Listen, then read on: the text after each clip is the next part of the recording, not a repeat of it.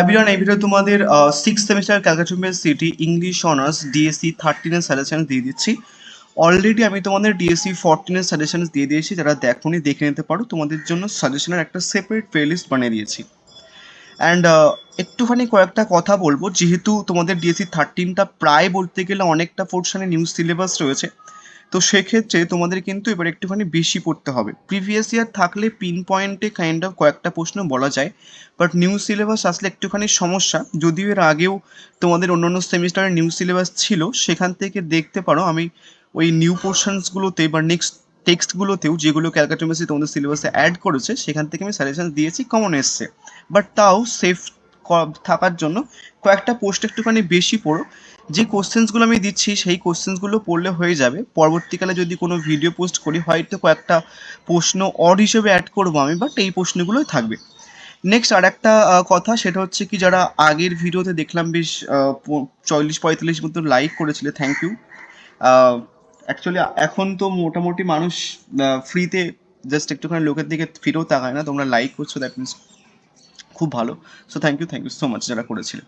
এবার একটা জিনিস বলি, কেউ যদি নোটস কিনতে চাও তাহলে এই নাম্বার একটুখানি হোয়াটসঅ্যাপ করে নিতে পারো, এবং যদি কেউ পড়তে চাও এই নাম্বারে হোয়াটসঅ্যাপ করতে পারো। অ্যান্ড আমার একটা কন্ডিশন আছে, সেটা হচ্ছে কি, তোমাদের আমি জাস্ট 4 মান্থের ফিস নিই, 3টে অনার্স পেপার আর 2টো মাইনার পেপার, নর্মাল হচ্ছে 12 পাস্ট পেপার পড়ায়। এবং তুমি যে কোনো টাইমে জয়েন হলেও তোমাকে 4 মান্থের ফিসই পে করতে হবে সমস্ত ম্যাটেরিয়ালসের জন্য। অ্যাকচুয়ালি হচ্ছে কি, যে ফিসটা নেওয়া হয় সেটাই বলতে গেলে হচ্ছে কি নোটসের প্রাইস, তো নোটসের প্রাইসই নেওয়া হয়, পড়ানোর জন্য খুব একটা টাকা নেওয়া হয় না। যাই হোক, তোমাদের একটুখানি সিলেবাসটা বলে দিই, অনেকের সিলেবাস নিয়ে কনফিউশন আছে। তোমাদের নোভেল আছে দুটো, waiting for Mahatma and the room on the roof. এখান থেকে পার্টিকুলারলি আমার যেটা মনে হয়, যেহেতু তোমাদের ক্যালকাটা ইউনিভার্সিটি কোনো রকম কোশ্চেন্স প্যাটার্ন রিভিল করেনি, আমার যতটুকু মনে হয় যে তোমাদের ওয়েটিং ফর মহাত্মা থেকে দুটো প্রশ্ন আসবে, একটা করতে হবে, এখান থেকে দুটো প্রশ্ন আসবে, একটা করতে হবে। হয়ে গেল। তাহলে এখান থেকে দুটো 15 মার্কসের প্রশ্ন তোমরা পেয়ে গেলে। নেক্সট আসা হচ্ছে কি পোয়েট্রি সেকশন থেকে। পোয়েট্রি সেকশন থেকে তোমাদের দেখবে এরকম একটা সেট, তোমরা এর আগের সেমিস্টারও দেখেছো, যেখানে 4টে কি 3টে পোয়েট্রি ছিল। দেন সেখান থেকে মানে 3টে থাকলে যদি 4টে পোয়েট্রি থাকে সিলেবাসে, তাহলে 3টে থেকে প্রশ্ন করেছে, একটা লিখতে হচ্ছে। তো সেম তেমনই আমার মনে হয় যে এখান থেকে তোমাদের পরীক্ষাতে 4টে পোয়েট্রি দেবে না, যে কোনো 3টে পোয়েট্রি দেবে, এবং সেই 3টে পোয়েট্রি থেকে যে কোনো একটা 15 মার্কসের অ্যান্সার্স করতে হবে, তাহলে একটা হয়ে গেল। নেক্সট তারপর হচ্ছে কি, ড্রামা থেকে তোমাদের তারা থেকে বেসিক্যালি হচ্ছে কি দুটো 15 মার্কসের প্রশ্ন দেবে, যে কোনো একটা করতে হবে, তাহলে 4টে 15 মার্কস হয়ে গেল। 5 মার্কস ঠিক যেমনভাবে তোমাদের অন্য অন্য সেমিস্টারে আসে, যেমন তারা থেকে একটা, পোয়েট্রিগুলো থেকে দুটো, এবং তারপরে বাদ বাকি যে নোভেল বা প্রোজ আছে, দেন সেখান থেকে কিন্তু একটা একটা করে ইউজুয়ালি দেয়। এটা হচ্ছে কি, যে মোস্ট প্রবেবল কোশ্চেন প্যাটার্ন, যেহেতু ক্যালকাটা রিভিল করেনি, তো এটাই আই থিঙ্ক তোমাদেরই করবে। এবার চলো কোশ্চেন্সগুলো দেখে নিই। আমি প্রথমে হচ্ছে কি তোমাদের পোয়েট্রি সেকশনস থেকে হচ্ছে কি প্রথমে সাজেশন দিয়ে দিচ্ছি। প্রথমে আসছে হচ্ছে কি তোমাদের to India by native land, Henry Louis ডিরোজিওর লেখা। এখান থেকে সব থেকে বেশি ইম্পর্টেন্ট এবারের জন্য ক্রিটিক্যাল অ্যাপ্রিসিয়েশন। তো ক্রিটিক্যাল অ্যাপ্রিসিয়েশন প্রশ্নটা বিভিন্নভাবে ঘুরিয়ে ফিরে দিতে পারে, যেমন আসতে পারে, consider Derozio to India by native land as a patriotic poem with suitable difference, বা বলতে পারে টাইটেলটা। সো আমি বেসিক্যালি দুটো করে রেখেছি, যদিও দুটো করে না করলেও চলবে, তুমি এটার এটা একসাথে অ্যাডজয়েন করে নিতে পারো। আমি প্রত্যেক কটা পোয়েট্রি সেকশন থেকে দুটো করে রেখেছি, তুমি চাইলে যে কোনো একটা করতে পারো, কম্বাইন করে করতে পারো, সমস্যা নেই। যেহেতু এই কোটের লাইনটা কাইন্ড অফ ইম্পর্টেন্ট, সেই কারণের জন্য আমি রেখেছি সেপারেটলি, কারণ প্রিভিয়াস ইয়ারে এরকম একটা কোটের লাইন তুলে প্রশ্ন অলরেডি করেছে। এবং শুধু কোটের লাইন বলেই নয়, এই কোটের line, the eagle pinion is chain down at last, what symbolic meaning does the word eagle carry in this line, এই কোটের লাইনটা করে নিলে বা অ্যান্সার্সটা করলে তোমার ইমেজেস এবং সিম্বল কাইন্ড অফ হয়ে যায়, ওই কারণের জন্য সেপারেটলি রাখা। তুমি চাইলে কম্বাইন করে একটাও করতে পারো। তোমাদের যেহেতু 4টে পোয়েট্রি আছে, মোস্ট প্রবাবল হচ্ছে কি 4টের মধ্যে থেকে 3টে পরীক্ষাতে দেবে, যে কোনো একটা করতে হবে, সেক্ষেত্রে সব কটা পোয়েট্রি করার দরকার নেই, চেষ্টা করবে 3টে করার, যদি না পারো তাহলে দুটো করতে পারো, মিনিমাম দুটো, ঠিক আছে? একদম কমিয়ে একটা করতে যেও, তাহলে কিন্তু সমস্যা করবে, যেহেতু তোমাদের ক্যালকাটা ইউনিভার্সিটি কোনো রকম কোশ্চেন প্যাটার্ন দেয়নি।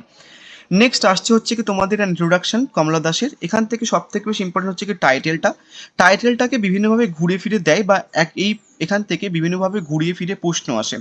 ফেমিনিস্ট পোয়েম হিসেবে দিতে পারে, বা অটোবায়োগ্রাফিক্যাল পোয়েম দিতে পারে, বা বলতে পারে অ্যান ইন্ট্রোডাকশন যে সার্চ ফর আইডেন্টিটি, বা কনফেশনাল পোয়েম।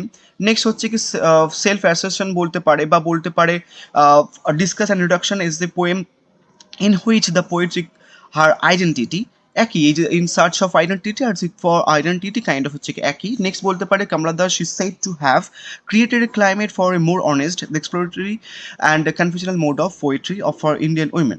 তো এইভাবে কিন্তু প্রশ্নটা ঘুরে ফিরে দিতে পারে। যারা ইন্ট্রোডাকশন পড়েছো সেখান কবিতাটা পড়লে বুঝতে পারবে যে ওই কবিতাটা কিন্তু যেমনভাবে ফেমিনিস্ট পোয়েম তেমনভাবে অটোবায়োগ্রাফিক্যাল পোয়েম, তার কারণ উনি নিজের কথা বলেছেন এবং নিজে একটা জিনিস কনফেস করেছেন। তো সেক্ষেত্রে তুমি যে কোনো একটা এইভাবে কম্বাইন করে নিলেও কিন্তু হয়ে যাবে। সেপারেটলি ফেমিনিস্ট পোয়েম বা অটোবায়োগ্রাফিক্যাল পোয়েম বা কনফেশনাল পোয়েম সেপারেটলি করার দরকার নেই। যারা নোটস কিনেছো দেখবে আমি একটাই অ্যান্সার দিয়েছি, এখান থেকে ওটা করলেই কিন্তু হয়ে যাবে।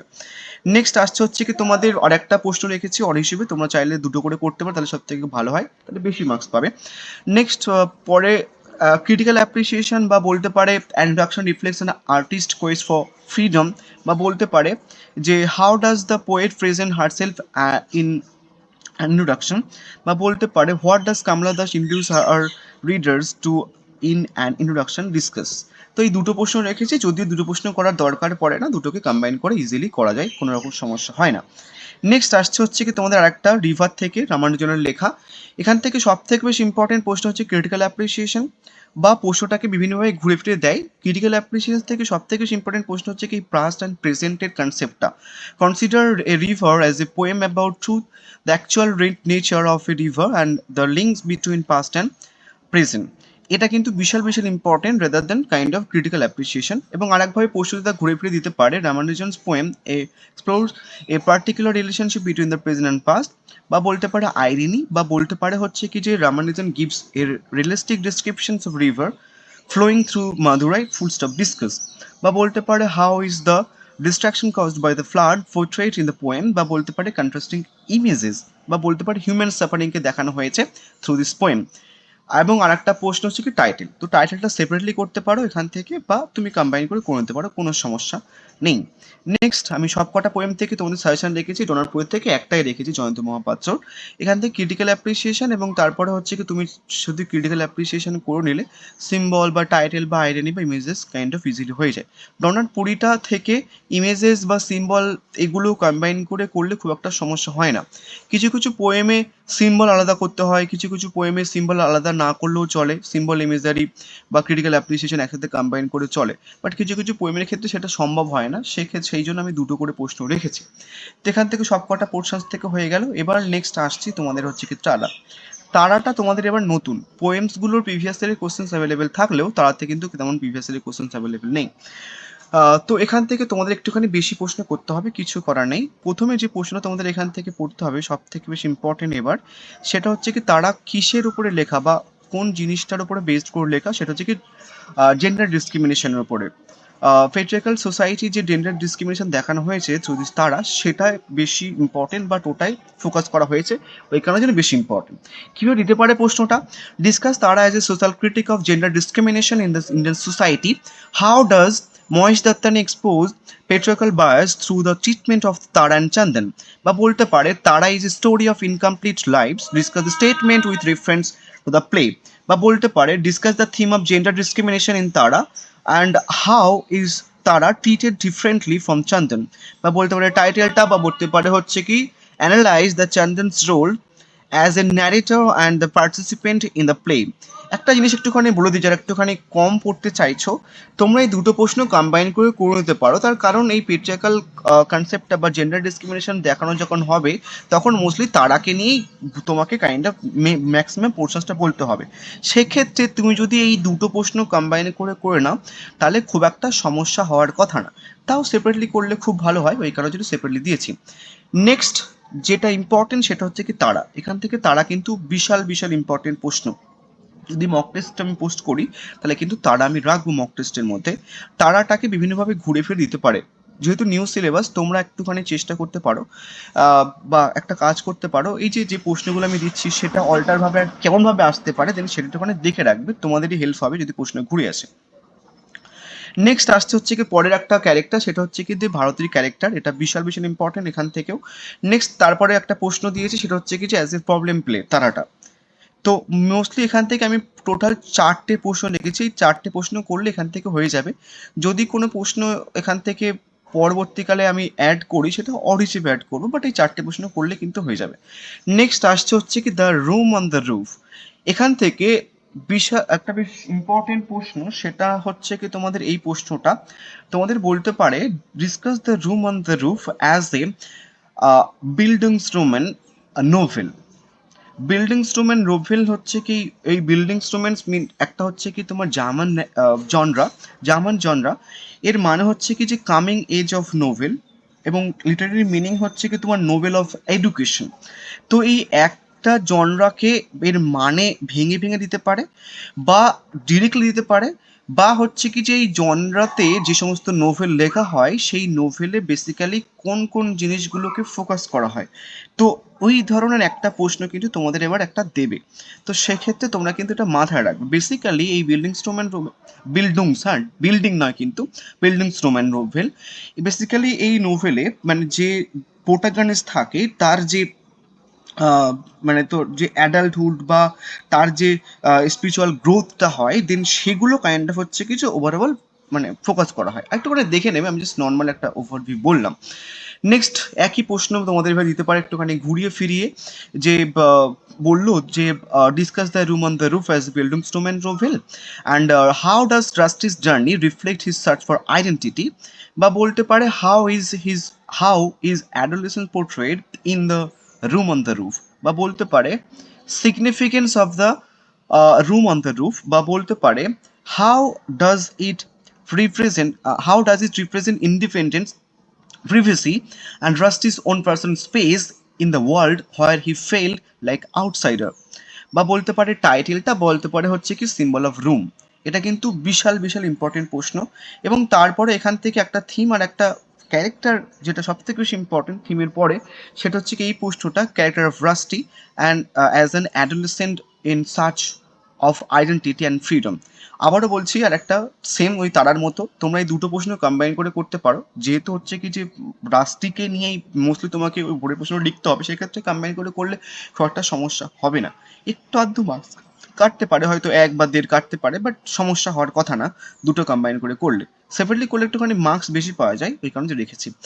এতগুলো অর প্রশ্ন আমি বলছি না, চেষ্টা করবে আমার সমস্ত অর প্রশ্ন দেখে যাওয়া, তার কারণ তোমরা দেখেছো বিপিএস সেমিস্টারগুলোতে অর প্রশ্নগুলো কিন্তু নর্মালি হচ্ছে কিছু তুলেছে।